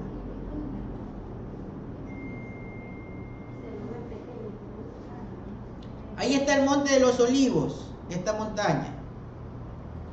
Ahora, el Monte de los Olivos se va a partir en dos. Pero sí sabían por qué le dicen el Monte de los Olivos, ¿no? Es por, miren los olivares, miren la foto, la cantidad de olivares que crecen naturalmente ahí. Naturalmente, por eso le dicen el Monte de los Olivos. En la parte baja había unos jardines que se llamaban los jardines de Getsemaní. Y era ahí donde iba Yeshua. Yeshua iba ahí a orar. Posiblemente Yeshua estaba quedándose hospedado en ese sitio. Posiblemente ahí tenía su hospedaje, porque ahí precisamente habían posadas en los jardines de Getsemaní. Entonces posiblemente digo, ¿no? Hay una posibilidad de que ahí se estaba quedando hospedado. Ahora, como les decía, en Ezequiel 11:23, nosotros vemos que dice que la gloria de Elohim, cuando salió de la ciudad, se posó en el monte de los olivos. Y la gloria de Elohim debe recuperarse, pero para eso tiene que ser purificado, pues. El monte del Eterno, que es Sion, tiene que ser purificado. Primero viene la guerra, se recupera Jerusalén y viene la purificación, para que ahí sí luego se cumple lo que dice Apocalipsis. Ahí ya se lo ve el Cordero con los 144,000 que son gente dedicada a él, que lo sigue, y en ese momento viene ya él a juicio. Él llama ya a juicio a las naciones. Bien, mire, y para corroborar esto, para digamos enlazar lo que yo pienso, porque pues usted sabe, mis estudios siempre son basados en lo que dice la Torá, también lo que hay en la historia, lo que nos cuenta el Talmud, es lo que cuenta la historia secular, pero la base principal siempre tiene que ser el Tanakh, ¿cierto? Entonces, Isaías capítulo 2, versículo 3 me dio esta orientación. Isaías 2:3. Isaías 2:3 dice: y muchos pueblos vendrán y dirán: vengan, subamos al monte de Elohim, a la casa de Jacob, para que él nos instruya en sus caminos y para que caminemos por sus sendas. Porque de Sión saldrá la Torá y de Jerusalén la palabra de Elohim. ¿Sí ven? Entonces, si de Sión va a salir la Torá, si de Sión dice que va a salir la palabra de Elohim, y de ahí va a salir la instrucción, y dice que todas las naciones van a decir: vengamos y subamos al monte de Elohim, a la casa del Elohim de Jacob, que es el monte Sión. Nosotros vemos que es el monte Sión. Si dice que ahí van a ir las naciones a adorar, no es la primera aparición en el monte Sión. La primera aparición tiene que ser en el monte de los olivos, porque se libra la batalla para recuperar el monte Sión. Y de ahí, cuando el Cordero aparezca en el monte Sión, entonces, luego de su juicio, los que queden vivos, el remanente de las naciones que quede, entonces va a andar a la luz de la Torá, a la luz de la palabra de Elohim, a la luz de la instrucción del Cordero, del Mesías, de Mashiach, de Yeshua. No sé si concuerdan, hermanos, con esto, porque es clarito lo que dice Isaías, que las naciones van a subir ¿a qué? A buscar la luz, a buscar la Torá. ¿Y cuándo van a buscar la luz? ¿Ahora? ¿Antes de que venga Yeshua a matar a los impíos? No, nadie va a subir a buscar la luz a Jerusalén, quieren ir a destruirla. Entonces esto va a ser antes de la guerra que libere Yeshua desde el monte de los olivos. Ahora sí, continuamos con Zacarías. Zacarías 14:6. Zacarías 14:6 dice: y en este día no habrá luz de sol ni luz de luna, sino que será un día continuo, solo Elohim sabe cuándo, sin día ni noche. Sin día ni noche, y habrá luz al caer la tarde. En ese día fluirá agua fresca de Jerusalén, parte de ella hacia el mar oriental y parte hacia el mar occidental, durante el verano y el invierno. Y Elohim será rey sobre toda la tierra. Mire, y aquí, cronológicamente, ¿qué ocurrió? Ya conquistó. Ya acabó con las naciones paganas. Ya acabó con el dominio de Satanás. Ya acabó con el dominio de Roma. Ya acabó con el dominio de Edom, que procuraba exterminar a su hermano Esaú. Y sabemos que Edom es Esaú que quería exterminar a Jacob. Y sabemos que Esaú y Jacob es Roma. Entonces ya aquí ya ha caído la Babilonia, ya ha caído Roma, ya aquí ya es exterminada la gran Babilonia. La Roma que hoy está contaminando el mundo, aquí ya es acabada. Versículo número 8, Zacarías 14, dice: en este día fluirá agua fresca de Jerusalén, parte de ella hacia el mar oriental y parte hacia el mar occidental durante el verano y el invierno. Versículo 19, Zacarías 14, 19, dice: y será rey sobre toda la tierra. En este día habrá un solo Elohim y con un solo nombre. Entonces todo el país se volverá como el Arabá, desde Huebá hasta Rimón, al sur de Jerusalén. Esta, sin embargo, se levantará alto donde está y será habitada desde la puerta de Benjamín hasta el río de la puerta antigua hasta la puerta de la esquina, y desde la torre de Hananel hasta los lagares del rey. Vamos al versículo número 11, Zacarías 11, 14. Miren que dice que en ese día, entonces Elohim tendrá un solo nombre. Entonces, hermanos, nos vamos a angustiar ahora por el nombre. Ya yo dejé de angustiarme por eso. Ya dejé de angustiarme por el nombre de Elohim, porque realmente lo que me queda claro es que el nombre de Elohim son 4 consonantes hebreas: Yod, He, Vav, He. El mundo tiene diferentes pronunciaciones y diferentes formas de cómo lo llaman, pero me quedo tranquilo con lo que dice Zacarías. Entonces, cuando esto ocurra, Elohim tendrá un solo nombre. ¿Para qué me voy a poner ahora a discutir, a pelear o a enemistarme con mis hermanos o con otros que aún no están en el camino, pero que tienen otra tradición? No, hermano, no me voy a ir a pelear, no me voy a ir a discutir. Me voy a ir ¿a qué? A traerlos a Elohim. Porque más importante es que vengan a este camino, que vengan a guardar Torah, que vengan a hacer la voluntad de Elohim. Y bueno, será la voluntad de Él el que pues lo lleve al conocimiento completo de todo lo que Él quiera. Y me quedo tranquilo con lo que dice Zacarías, ¿cierto? Entonces, para ese tiempo, para el tiempo luego de la batalla, luego de la guerra, luego de que Yeshua ya vino, luego de que Yeshua está enseñando, luego de que Él ha puesto todo en orden, cuando salga, dice, agua de los manantiales, agua fresca, la palabra de Elohim, hacia las direcciones de la tierra, entonces todos sabrán, todos conocerán, como dice también Ezequiel capítulo, Jeremías 31, cuando dice que y ya no necesitaremos que tu hermano te diga ven y conoce a Elohim, porque todos me van a conocer. Entonces dice, ahí tendrá un solo nombre Elohim. Ya. Así que esperemos con paciencia lo que lleguemos a ese momento. Versículo número 11 de Zacarías 14. Zacarías 14, 11. Nunca más se decretará destrucción y Jerusalén habitará segura. Muchos dicen, hay muchos estudios, hermano, del Apocalipsis, de Ezequiel, de Zacarías, y casi todos concluyen en que esto ya pasó. Los que aspiran a tener una iglesia en el cielo o un sitio en el cielo antes de la tribulación dicen que estos eventos ya pasaron. Y yo pregunto, si estos eventos ya pasaron, ¿por qué aquí dice Zacarías 14:11? Nunca más se decretará destrucción para Jerusalén.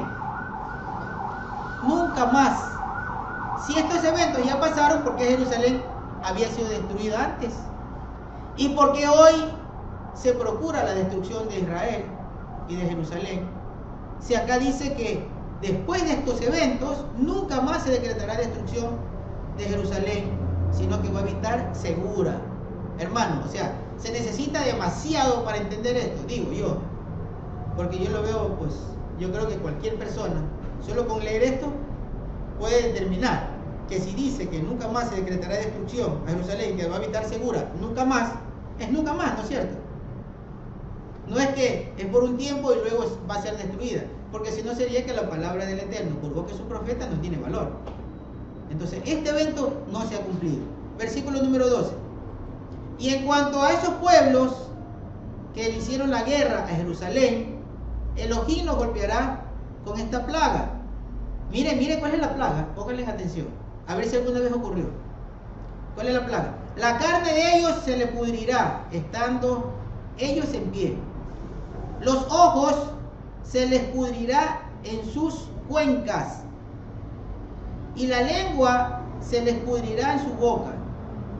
En este día caerá sobre ellos un gran pánico de Elohim, y cada uno le echará mano a su compañero, y cada uno levantará su mano contra la mano de todos los demás. Entonces, yo, hermano, ¿qué veo acá? Eso de que la piel se le pega, los ojos, la lengua, solo lo he escuchado cuando hay una actividad atómica, cuando hay una actividad de alta radiación. Solo eso podría ocasionar que la piel y los ojos y la lengua le ocurra algo similar a lo que estamos leyendo. O sea, estaríamos ante un evento totalmente catastrófico de gran magnitud de radiación. Megatones altísimos en una explosión de radiación. Ahí estoy un poquito confundido, porque las explosiones atómicas son radiaciones de alto calor, y por lo tanto lo que hay es deshidratación, y por eso se seca la piel y se queda pequeñito. Esto está diciendo que la piel, ¿qué está diciendo aquí? La carne de ellos se pudrirá estando en ellos en la piel. Ya. Entonces eso más me estaba oliendo como a la lepra. La lepra se pudre la carne estando en la piel. No, yo más creo que esto es alto calor, una radiación. Yo más estimo que es una radiación bastante fuerte. Porque mire, una contaminación de lepra duraría años para que vaya a todas las naciones. Pero un evento nuclear, esos son minutos nomás de contaminación. Terrible, ¿no? Terrible, terrible. Por eso, hermanos, procuremos estar en el camino del Eterno y que se cumpla lo que dice en nosotros, lo que dice Salmo 91. ¿Qué dice Salmo 91? El que habita al abrigo del Elayo morará bajo las sombras del Shaddai. ¿No es cierto? Y dice que nada acontecerá, que caerán 1000 a su diestra y 10.000 digamos, a un extremo y al otro extremo, a su derecha y a su izquierda, pero que a ninguno le pasará nada, y que enviará a sus ángeles para que los socorran, ¿no es cierto? Que Él nos guardará, que Él nos protegerá. Eso dice el Salmo 91, hermano, busquemos que eso se cumpla en nosotros. ¿Me iba a decir algo? Zacarías en el versículo 15 dice que la plaga también afectará a los caballos, las mulas, los caballos, Así los es. camellos y los asnos. Entonces sí es la radiación. Porque la lepra no afectaba a los animales. Exclusivamente la lepra era un buen razonamiento. Ahí está la doctora para que la doctora ayude. Humano. Entonces, mire el evento que es terrible. No, bueno, el hermano ya pasó hasta el capítulo. Se adelantó. Versículo 13 dice: y en ese día caerá sobre ellos un gran pánico, ya lo leímos, y cada uno echará mano a su compañero, y cada uno levantará la mano contra la mano de los demás. Versículo 14. Dice, y a Judá se unirá a la batalla en Jerusalén. Mire, ya aquí interviene Judá. El pueblo judío ya con su poder se une a la batalla. Judá se unirá a la batalla en Jerusalén y se reunirá todas las riquezas de todas las naciones. ¿Para qué amasan fortuna hoy en día? ¿Ah? ¿Por qué hacen tanto mal para amasar dinero? Mire lo que va a pasar, hermano. O sea, yo no entiendo la gente, qué desesperación por lo material. Y eso también veo a veces de los nuestros, ¿no es cierto? Qué afán de las cosas materiales de este mundo. Qué apego a las cosas materiales. Terrible. Cuando lo que tenemos que tener apego es en hacer la voluntad del Eterno. Amasar fortuna en el reino de los cielos y su justicia. Y el resto le va a ser añadido a cada uno. Falta de amor. Falta de amor. Entonces, capítulo 14, Zacarías 14. Judá se unirá en la batalla. Quiere decir, hermano, que la batalla que se empiece no va a ser por iniciativa del pueblo judío, sino que Elohim va a ocasionar que entre ellos exista una guerra entre las naciones, porque Judá interviene luego. Dice, y Judá se reunirá a la batalla en Jerusalén y se reunirán todas las riquezas de todas las naciones alrededor. Miren ustedes para quién va a ser. Y miren que eso lo dice Salomón en el libro de Eclesiastés. Una dura tarea tiene el impío, de recoger fortuna para que sean saciados los justos. ¿Ah? Bien, Entonces dice, estamos, Zacarías 14:14, Judá se unirá en la batalla, Jerusalén se reunirá todas las riquezas de todas las naciones alrededor, inmensa cantidad de oro, plata y vestido. Vea, mi esposa que le gustan los vestiditos, ahí está, esperen nomás. Ahí se acomoda. A ver si me envían algo para mí, ¿no es cierto? Yo que estoy escaso. Versículo número 15. Zacarías 14:15. La misma plaga golpeará a los caballos, las mulas, los camellos y los asnos. La plaga afectará a todos los animales en esos campamentos. Todos los sobrevivientes de todas aquellas naciones que vinieron contra Jerusalén hallarán un peregrinaje año por año para postrarse ante el Rey Elohim de los ejércitos y para observar la fiesta de las cabañas. A ver, ¿cuándo ocurrió esto? ¿Cuándo han ido todas las naciones a celebrar la fiesta de las cabañas, la fiesta de Sukkot? Nunca, nunca, hermano. Entonces esto está por venir y ha de ser una fiesta hermosa. Quisiera verla, de verdad, yo sí quisiera ver eso. Una fiesta tan hermosa que todas las naciones, todos los que hicieron guerra a Israel, pero que se le acabó su dirigente, la gente que procura mal, porque le digo que no es que todas las naciones, la gente es perversa, hermano. No, son sus gobernantes, son las élites de las naciones, son los banqueros de las naciones, son los políticos de las naciones. Esos son los perversos en el mundo, hermano. Esos son, pero la gente de a pie, hay gente que sufre también en esos países.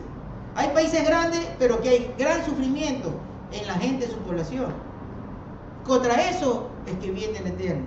Y muchos de ellos, que seguramente de pronto ni siquiera conocen la Torá, pero muchos de ellos no procuran mal a nadie. Y seguramente recibirán una oportunidad de conocer la Torá en este tiempo. Entonces dice, ¿qué versículo estábamos? Versículo El 19. 17. Ah, perdón. Vamos al 17. Vamos al 17. Bueno, vamos al 17, ¿no es cierto? Pero decía en el 16 que año a año van a ir grandes peregrinaciones hacia Jerusalén. Qué hermoso debe ser, ¿no es cierto? Que de acá salgamos una gran peregrinación antes de la fiesta de las cabañas a Jerusalén a celebrar. Lindo, ¿no? Lindo. Bueno, nosotros estamos lejos. ¿Cómo vamos una caravana por allá? No, pues Tendremos que chartear un avión. No, ahí nos llevan Los Ángeles. Sí. Bueno, yo creo que va a haber unas naves grandes, unas navecitas más grandes que los aviones para transportarnos, digo Dios, ¿no? Seguramente, hermano, seguramente. Bien, versículo 19. 17, listo. Cualquiera de las comunidades de la tierra que no haga el peregrinaje, yo soy medio trucho para pronunciar, ¿no? Esos trabalenguas así del idioma español. Ni el idioma español lo sé pronunciar bien. Miren, cualquiera de las comunidades de la tierra que no haga el peregrinaje a Jerusalén para postrarse ante el Rey Elohim de los ejércitos, no recibirá lluvia. Mire eso, hermano, dígame cuándo pasó eso. Después de todo esto, cuando ya se ponga la justicia en el mundo entero, el que no vaya a celebrar la fiesta de las cabañas, que es el día cuando venga Yeshua va a venir en esa fiesta. Y Yeshua nació en esa fiesta, hermano, no nació en Navidad. Mire que no dice cuando vengan a celebrar Navidad, ¿no es cierto? Él nació en el día séptimo, en esta fecha de las cabañas. Cuando vengan las naciones, dice, y hagan peregrinación, es decir, grandes cantidades de gente peregrinando, ¿no es cierto?, hacia Jerusalén. Las naciones que no vayan a cumplir esa fiesta, nosotros por eso la cumplimos de una vez, ¿no es cierto? Estamos cumpliendo de una vez, por hacer la voluntad de Elohim. Los que no vayan, para ellos no va a haber lluvia, y si no hay lluvia no hay alimento. Terrible. A ver, dígame. O sea que la fiesta en las cabañas es de extremada importancia para nosotros. Extremada importancia. Entonces, hay que ¿cómo es? A través de la internet hay que hacer hincapié en los demás hermanos. Debemos de tener a la fiesta de las cabañas como una cosa bien sagrada. Es que imagínense, hermanos, que en esta fecha de la fiesta de las cabañas, que ya nos faltan 2 meses, ya para celebrar la fiesta de las cabañas. Yo no tenía la idea de la magnificencia de la fiesta de las cabañas. Pero es que en esa fiesta, que primero es fiesta de Yom Teruah, de las trompetas, Luego, expiación, el perdón que nos da Yom Kippur. nuestro Mesías en el Yom Kippur. Y ahí viene fiesta de la cabaña. Y la fiesta de la cabaña, hermano, ¿cómo dice Isaías que se le iba a poner el nombre al Mesías? Emmanuel, ¿cierto? Emmanuel. Elohim habitando entre nosotros. Emmanuel. Elohim que habita entre nosotros. Eso significa en hebreo, Emmanuel. Entonces, Emmanuel, que significa Elohim habita entre nosotros, es la fiesta de las cabañas. La fiesta de la cabaña es Elohim que habita con nosotros. Por eso la representación de la fiesta es una vivienda, una cabaña, una habitación. ¿Qué es lo que esperamos en ese día, hermanos? En ese día esperamos la venida del Mesías, porque Él va a venir en esa fiesta. Él va a venir en esa fiesta. Por eso Él cumplió solo las fiestas de la primavera y no las fiestas del otoño, porque la fiesta del otoño es cuando Él va a venir. Él va a venir precisamente en esa fiesta, fiesta de las cabañas. Lo vamos a ver, el sonido de Terúa ya se va a ver la señal de Él. Va a venir a hacer la expiación. ¿Cómo va a ser la expiación? Porque viene en el Monte de los Olivos, y en el Monte de los Olivos Él va a liberar la batalla y va a recuperar Jerusalén y va a perdonar a su pueblo. Y va a haber expiación del pueblo, del remanente del Eterno. Y ahí viene la fiesta de las cabañas y se cumple que Elohim habita con nosotros, hermano. Esa es la cronología de la fiesta. Eso es lo que va a ocurrir. ¿Sí? Amén, ¿cierto? Bendito nuestro Padre. Entonces hay que celebrar esa fiesta. Hay que celebrar esa fiesta. Bien. Versículo número... estamos en el versículo 17. Dice: cualquiera de las comunidades de la tierra que no haga el peregrinaje a Jerusalén para postrarse ante el rey, ante Elohim de los ejércitos, no recibirá lluvia. Sin embargo, si la comunidad de Egipto, que es Misrayim, no hace ese peregrinaje, no será visitada por la misma aflicción con la que golpeará Elohim a las otras naciones que no suban para observar la fiesta de las cabañas. Versículo 19. Tal será el castigo de Egipto o de Misrayim y de todas las demás naciones que no suban a celebrar la fiesta de las cabañas. Versículo número hasta ahí era, ¿no? Versículo número 19. Tal será el castigo, dice, de todas las naciones que no suban a celebrar la fiesta de las cabañas. Un castigo bastante grande por no celebrar la fiesta de las cabañas. Es Egipto. Egipto en hebreo es Misrayim. Entonces, hermano, ¿qué es lo que vamos a hacer ahora? ¿Vamos a dejar de celebrar la fiesta de las cabañas o vamos a celebrar la fiesta? Celebrar la fiesta de las cabañas. Es la representación más hermosa, porque significa Elohim habita entre nosotros. Elohim habita entre nosotros. Y eso es lo que va a venir a hacer. Lo dice Ezequiel capítulo 34, si mal no recuerdo, cuando dice: yo seré el Elohim de mi pueblo y mi siervo David será el príncipe en medio de ellos, habitando Elohim entre nosotros. Vamos a terminar en este día con Apocalipsis. Regresemos a Apocalipsis 14. Vamos a terminar hasta el versículo número 12. Luego vamos a leer el 22, pero para unir este verso. Pero Apocalipsis 14 terminamos con el versículo 12 y la próxima semana vamos a continuar la última parte. Entonces, Apocalipsis 14, 12. Aquí se requiere la perseverancia de los santos, quienes guardan los mandamientos de Elohim y la fe en Yeshua. Aquí, hermanos, en este punto, miremos el punto cronológico.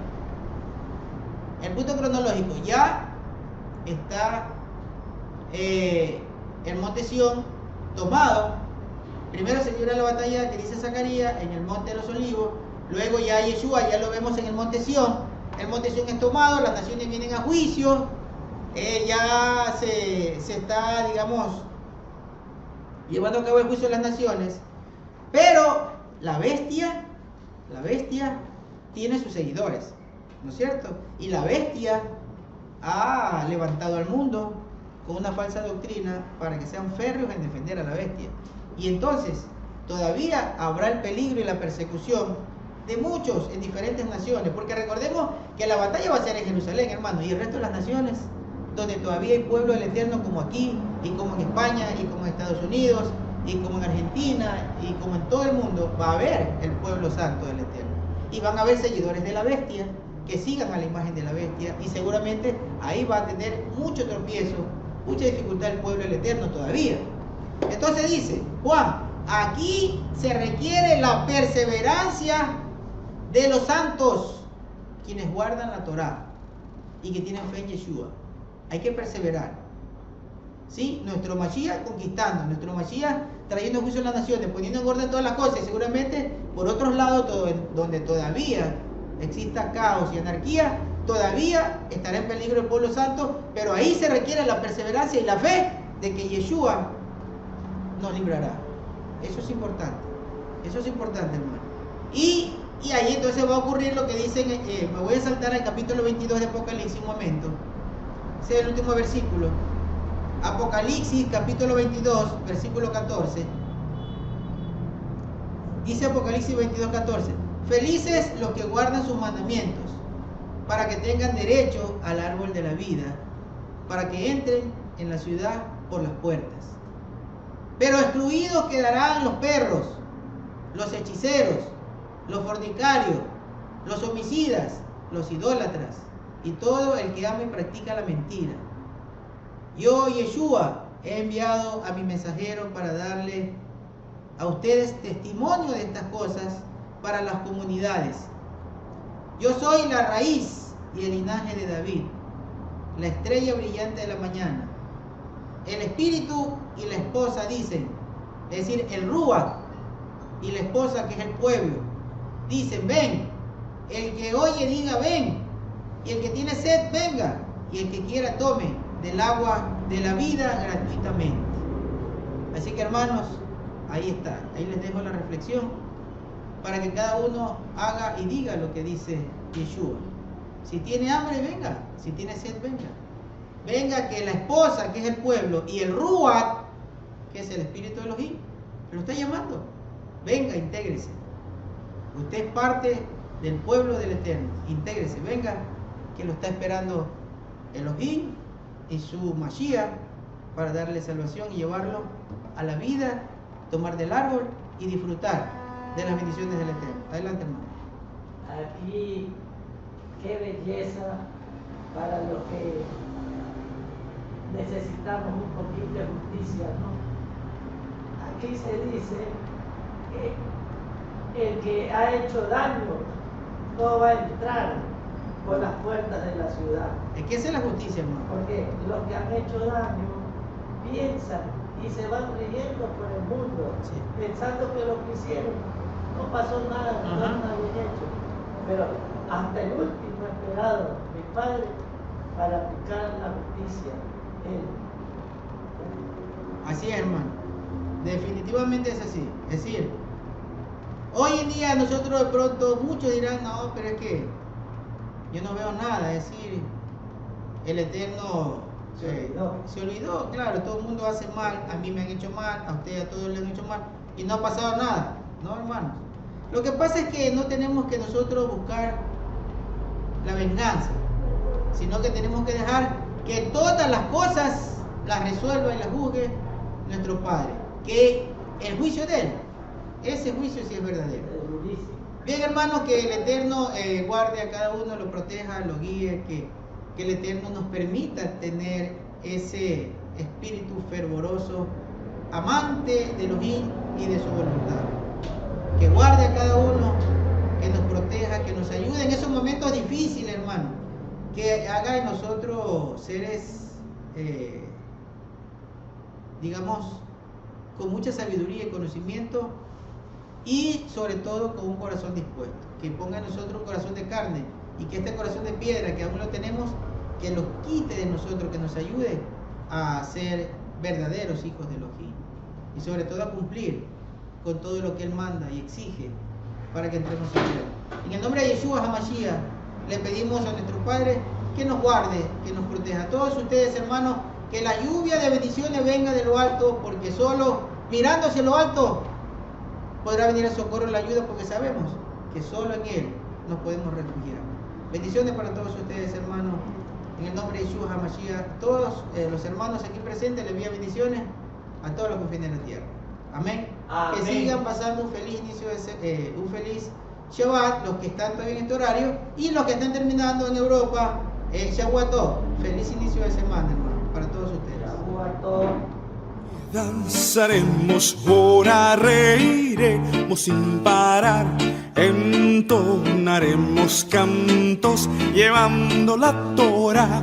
Allá en el muro nos veremos con cantos y salmos. La voz de gozo se oirá por todo este lugar. Y danzaremos, ahora reiremos sin parar, entonaremos cantos llevando la Torah. Allá en el muro nos veremos con cantos y salmos. La voz de gozo se oirá por todo este lugar. Y danzaremos, ahora reiremos sin parar, entonaremos cantos llevando la Torah. Allá en el muro nos veremos con cantos y salmos. La voz de gozo se oirá por todo este lugar. Y danzaremos, ahora reiremos sin parar, entonaremos cantos llevando la Torah. Allá en el muro nos veremos con cantos y salmos. La voz de gozo se oirá por todo este lugar.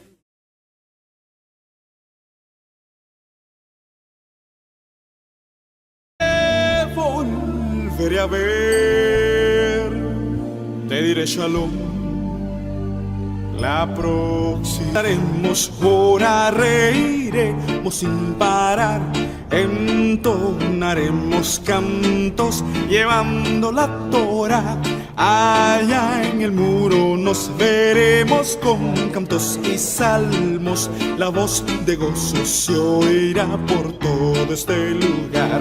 Y danzaremos, ahora reiremos sin parar, entonaremos cantos llevando la Torah.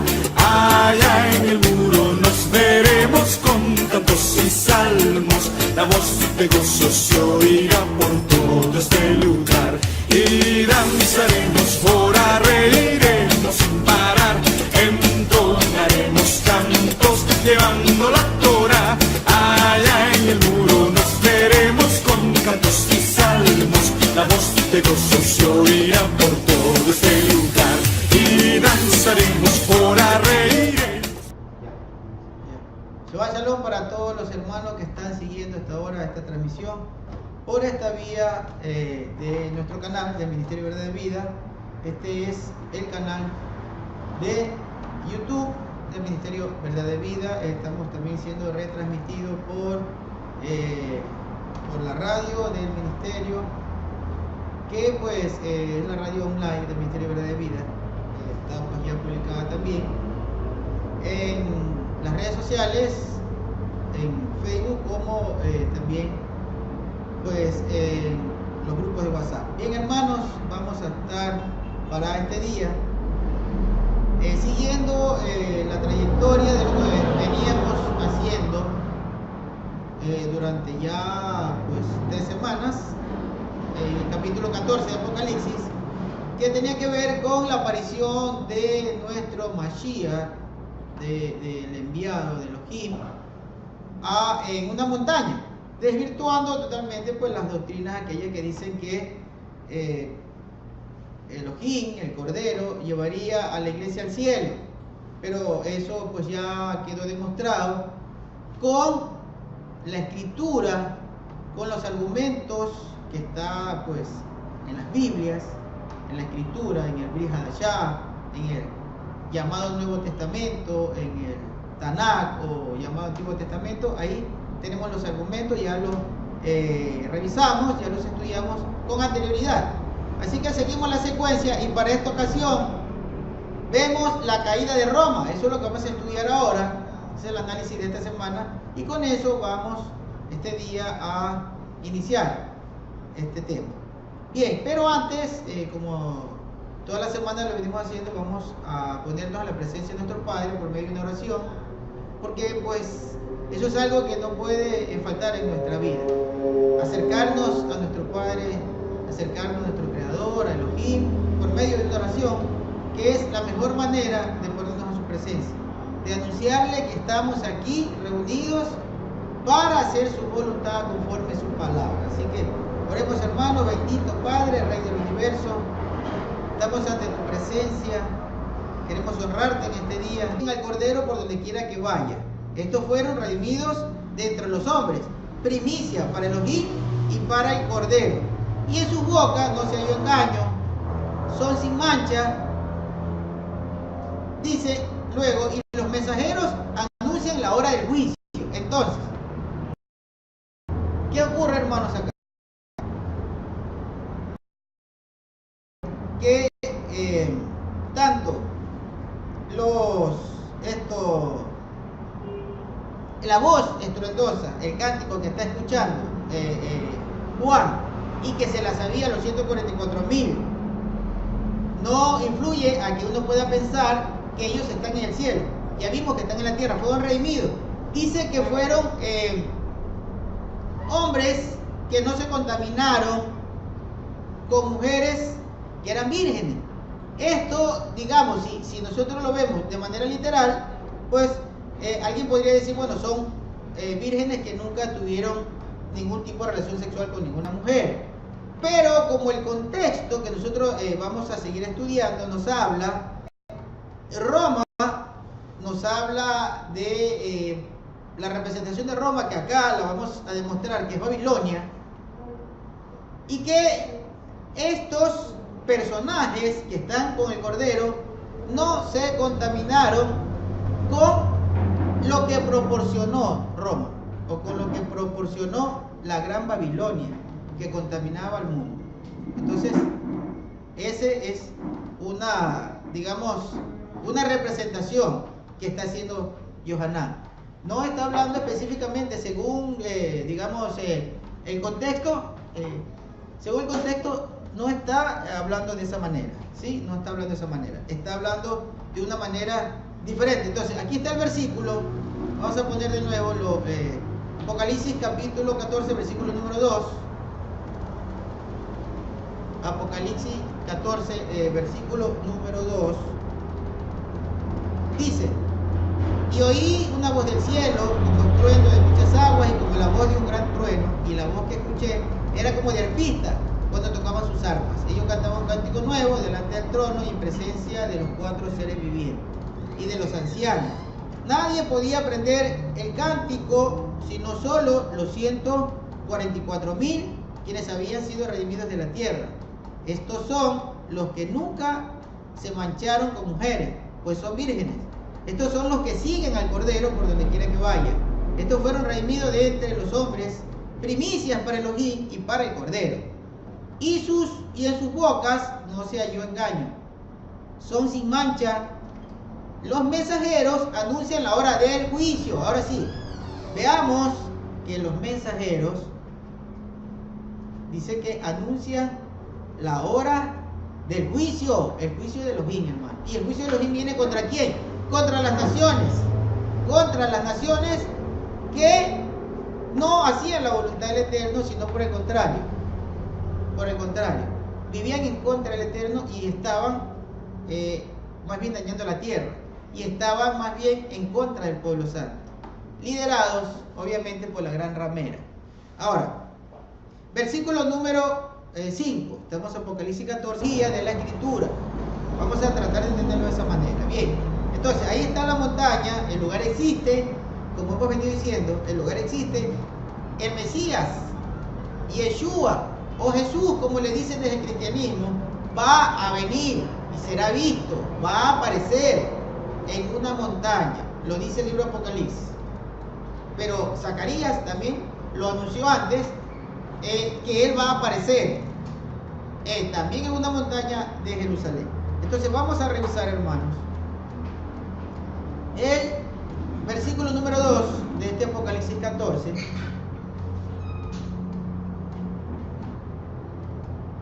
Dice: y oí una voz del cielo como estruendo de muchas aguas y como la voz de un gran trueno, y la voz que escuché era como de arpista cuando tocan sus arpas. Ellos cantan un cántico nuevo delante del trono y en presencia de los 4 seres vivientes y de los ancianos. Nadie podía aprender el cántico sino solo los 144,000 quienes habían sido redimidos de la tierra. Hermanos, acá no nos vayamos a confundir, es importante saber esto. Está diciendo que escucha una voz muy fuerte, con una melodía como de arpistas, y esa voz estaba, dice, delante de los ancianos que están en el trono del Eterno, delante del trono del Eterno, y de todos los que están a presencia del trono divino. Pero acá no está relacionando ni está diciendo que los 144,000 están ahí en ese lugar. Eso es importante que lo entendamos. Los 144,000 no están ahí. Esa voz que escucha Juan, Yohanan, es en los Shamayim, es en el sitio de Elohim, es en su presencia, está a su trono.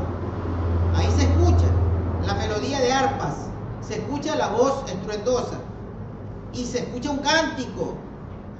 Ese cántico, los 144,000 que están con Yeshua acá en la tierra, en el monte, ellos se aprendieron ese cántico. O sea, ellos conocían ese cántico. ¿Cómo lo conocían? Seguramente por revelación. De alguna manera lo conocieron. Pero los que están ahí al lado con Yeshua, en el monte Sión, ellos podían entonar ese cántico porque ellos lo conocían. Entonces, en ese sentido, es importante que comprendamos esto, hermanos, para no ser confundidos. No es que los 144,000 estén en el cielo.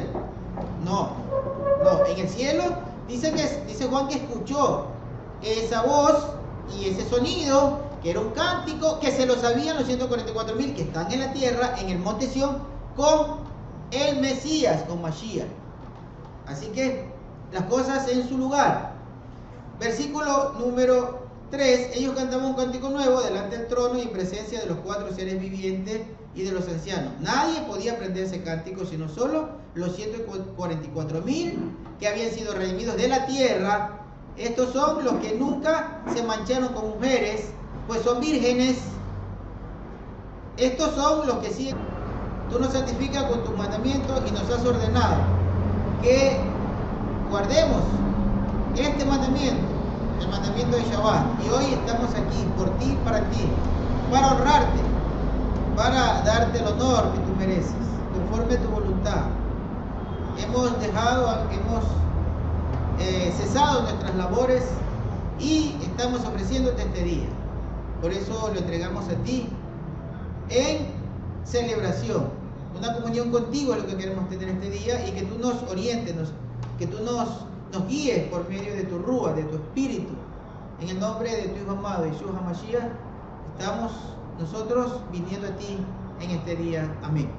Bien, hermanos, vamos a estar ya entrando a esta enseñanza, con lo cual nos vamos a ubicar en el capítulo 14 de Apocalipsis.